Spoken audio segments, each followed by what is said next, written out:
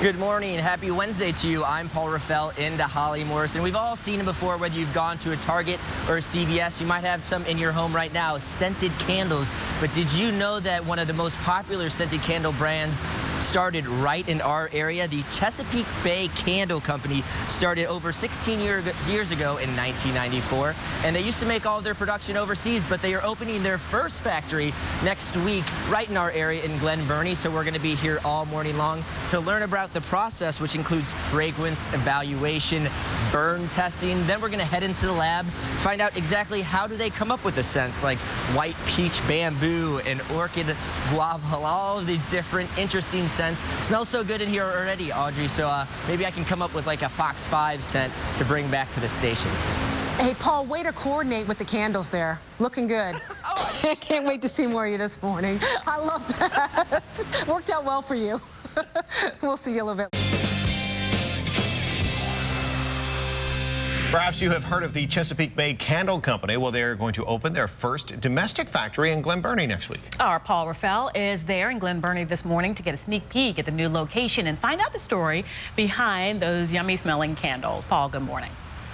Hey, good morning, guys. Yeah, it's a very cool story. It started all the way back in 1994, right in Annapolis, where they started creating candles actually in Campbell soup cans. Now it has become a huge company. They were creating the candles overseas, and now they're going to open their brand new factory next week, so we're getting a sneak peek. I'm going to bring in the people behind the company, Mei Xu, the owner of the company, and Dale Williams, the chief operating officer. Thanks very much for giving us kind of a sneak peek. So talk about how the company got started.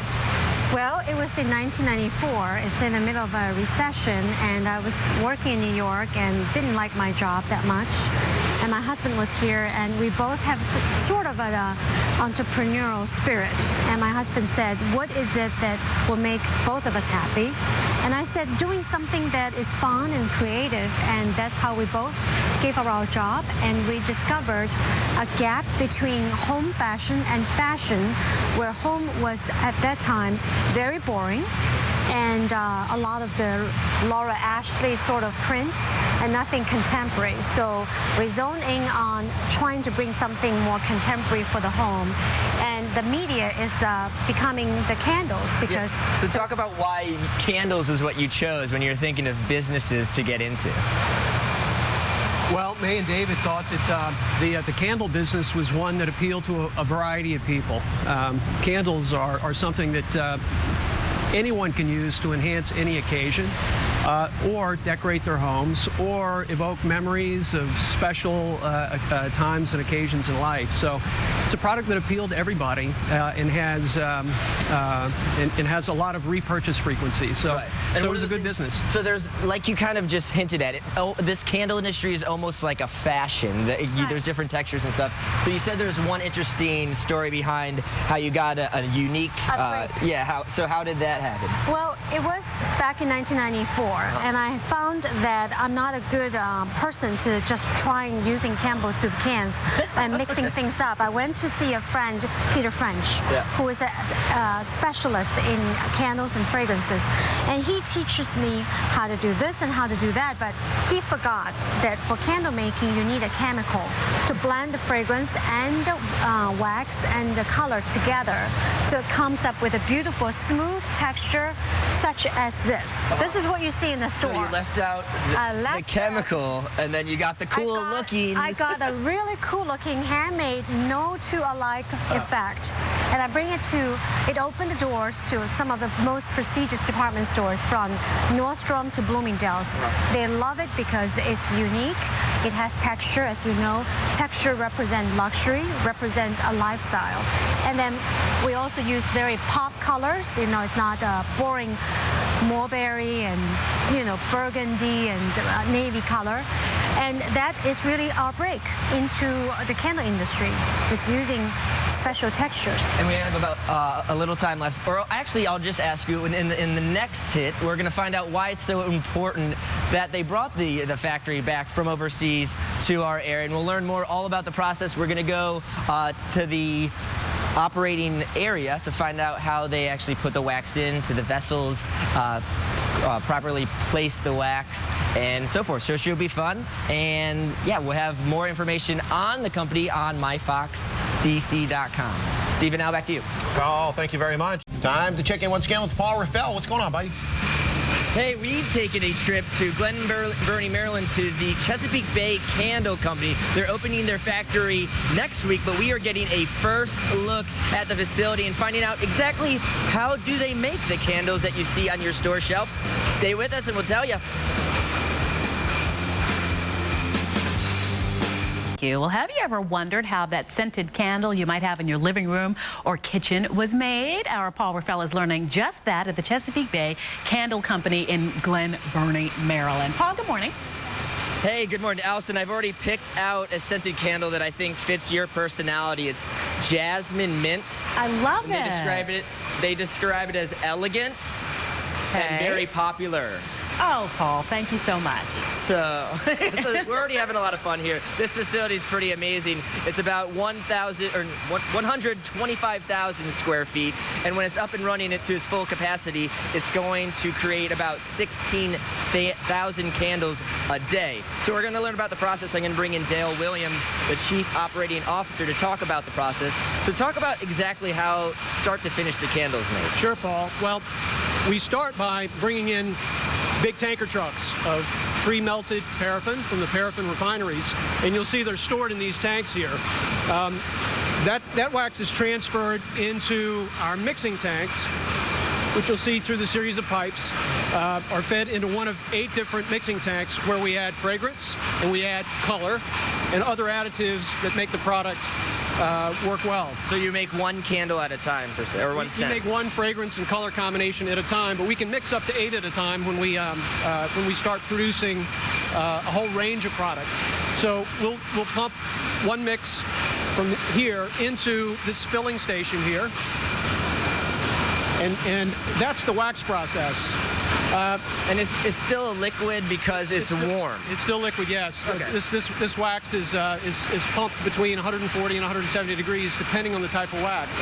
Now, over here we have our wicking process, where the jars are prepared to have a wick and what's called a sustainer. That's a little metal piece that holds the wick straight up and down. So those sustainers and wicks are glued in at a predetermined length, centered, and then they go through a collection table before they're routed into the machine here. And then the glass is preheated to the same temperature as the wax so that we don't get bubbles around the outside. So when the wax is poured, it sticks to the edges of the jar very well. That's one of the things that we take a lot of pride in, is a good, smooth finish on the product. So after the candles are poured for the first time, then the wicks are straightened after a couple of hours when the wax sets up. And then finally they go through a process at the end where there's a second pour of a couple of inches to top off the product and make it smooth, because wax shrinks when it cools, and we have to put additional wax in to fill up the top. So you can actually see that as we go down the process, it's already starting to kind of harden, right? That's why as it gets, the colors are getting lighter because it's hardened. Exactly. Okay, so why was it so important for you guys to bring a factory from overseas locally back to Glen Burnie? Well, Paul, it's important because we service a lot of the largest retailers in America, and they require a lot of inventory very quickly. And as we started analyzing our business and our business grew, it became apparent that certain types of products that are very popular, like these filled vessels, take a lot of time on the ocean, and we spend a lot of money keeping the inventory. So we did the analysis and determined that it was very cost effective for us to actually manufacture this product here. To bring it back to where it started. So in the next hour, I'm actually going to learn how they come up with the interesting scents, the cherry blossoms and the white peach eucalyptus. And Stephen, now it's pretty cool. After it gets through the whole process, it actually has manufactured in Glen Burnie. That is cool. Very nice. And Steve's jealous. Please pick out a flavor for Steve. No. Yeah, we'll make one in the lab. Okay. It'll smell of leather-bound books and mahogany. Okay. All right, Paul. Thanks, Paul. But while one company is cutting off and laying off, another is opening a new factory, and our Paul Raphel is there this morning. Paul. Hey, Allison, yes, we're setting the mood at the Chesapeake Bay Candle Company this morning. We're right now in the research and development area, specifically the burn testing site, where they actually test for clean and safe burns for your candles. Later in the hour, we're going to find out a little more about this and also find out how they make their very unique flavors and scents and colors. It should be pretty interesting, Allison. I look forward. And Allison. Well, thank you. Paul Raphel is making candles this morning. He's got more on a new candle factory in our area. The company's not new, but the factory is. Keep it right here. We're back in just a moment.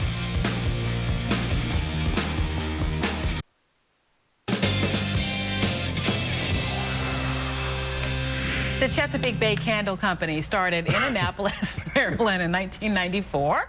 And next week, they're opening their first domestic factory. Paul Raphel is there this morning to get a first look at the brand new location and learn how they make their scented candles. Paul, it's almost as if I can smell the candles right here. Well, you might. Oh, I know what you're talking about. Yeah, maybe you'll get to smell them right at the end of this segment. But yeah, we've moved into their research and development area, which is basically like a mad scientist lab. I mean, I never really thought about what could go beyond or behind creating the colors and the scents of these things, and it really is a science behind it. But before we get to the science, I'm going to bring Mei Xu back in, the co-owner, to talk about how did you come up with the name of the company? You're representing Chesapeake area. Right.